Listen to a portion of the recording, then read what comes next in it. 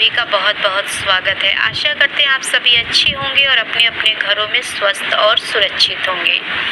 तो 25 मार्च 2025 को पाप मोचनी एकादशी का व्रत रखा जाएगा। 24 एकादशियों में 5 महत्वपूर्ण एकादशी में पाप मोचनी एकादशी का व्रत विशेष महत्वपूर्ण है। तो पाँच एकादशियों में पाप मोचनी का अपना एक महत्व है और जो कि बहुत ही खास है। तो इस एकादशी के दिन किस तरीके से पूजा करें, किस नियम का पालन करें और खास कर क्या करना चाहिए, तो आज के वीडियो में यही सब होने वाला है। सबसे पहले आप लोग को बता देते हैं कि एकादशी किसकी पुत्री है और एकादशी का व्रत करने के पीछे कारण क्या है। पुराणों के अनुसार एकादशी देवी भगवान विष्णु के शरीर से उत्पन्न हुई थी और उनकी उत्पत्ति उस समय हुई थी जब भगवान विष्णु योग निद्रा में सो रहे थे और उस समय जब देवता उनके ऊपर आक्रमण करने वाले थे, उसी समय उनके शरीर से एक तेज उत्पन्न होता है और उस तेज से ये देवी प्रकट होती हैं जिसका नाम है एकादशी। तो एकादशी भगवान विष्णु की ही पुत्री कही जाती हैं और उन्होंने देवताओं के साथ मिलकर असुरों से भीषण युद्ध किया और उनका वध किया। जिसके अंश से उत्पन्न हुई वो है भगवान विष्णु और नारायण।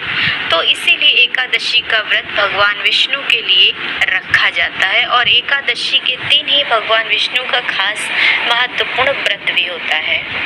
तो एकादशी के व्रत के दिन हमें किस नियम का पालन करना चाहिए और हमें क्या करना और क्या नहीं करना चाहिए। तो दोस्तों, एकादशी के व्रत के नियम इस प्रकार हैं। सुबह जल्दी उठकर स्नान करें, घर के मंदिर में दीपक जलाएं, भगवान विष्णु को गंगा जल से अभिषेक करें, भगवान विष्णु को पुष्प और तुलसी जल अर्पित करें, भगवान विष्णु की आरती करें, भगवान को भोग लगाएं, ओम नमो भगवते वासुदेवाय मंत्र का जाप करें। पूजा के समय एकादशी व्रत का पाठ जरूर करें। दिन भर कम बोले, हो सके तो मौन रहें, ब्रह्मचर्य का पालन करें, झूठ न बोले, गुस्सा और विवाद से दूर रहें। इस दिन दान पुण्य करने का विशेष महत्व है।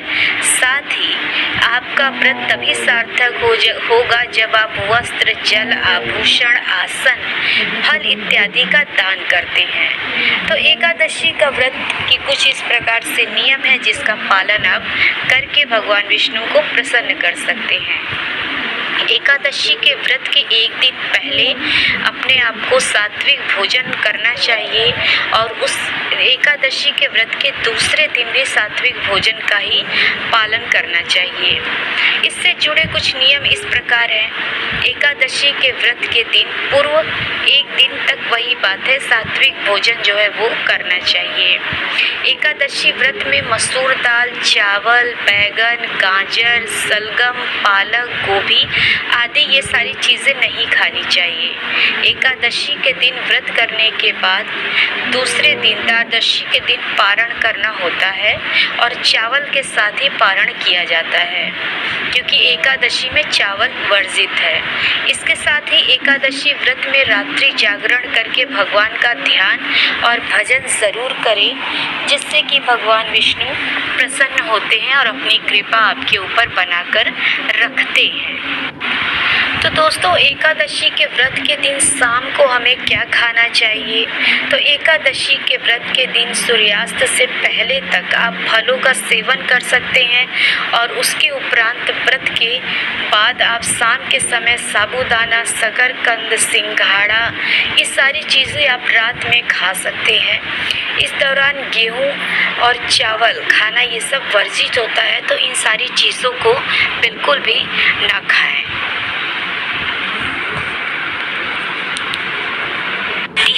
उसका का नाम है पाप मोचनी। वो शाप से उद्धार करने वाली तथा सब पापों का अक्षय करने वाली है। सुंदरी, उसी का व्रत करने पर तुम्हारी पिशाचता दूर होगी। ऐसा कहकर मेधावी अपने पिता मुनिवर च्यवन के आश्रम पर गए। उन्हें आया देख च्यवन ने पूछा, बेटा ये क्या किया? तुमने तो अपने पुण्य का नाश कर डाला। मेधावी बोले, पिताजी मैंने अप्सरा के साथ रमण करने का पातक किया है। अब आप ही कोई ऐसा प्रायश्चित बताइए जिससे पातक का नाश हो जाए। च्यवन ने कहा, बेटा चैत्र कृष्ण पक्ष में जो पाप मोचनी एकादशी आती है उसका व्रत करने पर पाप राशि का विनाश हो जाएगा। पिता का ये कथन सुनकर मेधावी ने उस व्रत का अनुष्ठान किया। इससे उनका पाप नष्ट हो गया और वे पुनः तपस्या से परिपूर्ण हो गए। इसी प्रकार मंजू घोषा ने भी इस उत्तम व्रत का पालन किया। पाप मोचनी का व्रत करने के कारण वो पिशाच योनि से मुक्त हुई और दिव्य रूप धारिणी श्रेष्ठ अप्सरा होकर स्वर्ग लोक में चली गई। भगवान श्री कृष्ण कहते हैं, राजन, जो श्रेष्ठ मनुष्य पाप मोचनी एकादशी का व्रत करते हैं उनके सारे पाप नष्ट हो जाते हैं। इसको पढ़ने और सुनने से सहस्त्र गौदान का फल मिलता है। ब्रह्म हत्या, स्वर्ण की चोरी, सुरापान और गुरु पत्नी गमन करने वाले महापातकी भी इस व्रत को करने से पाप मुक्त हो जाते हैं। ये व्रत बहुत पुण्यमय है।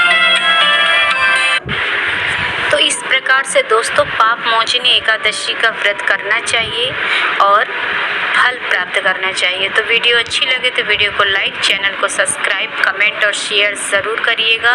और अपना कीमती समय देने के लिए आप सभी लोगों का बहुत बहुत धन्यवाद। नमस्कार।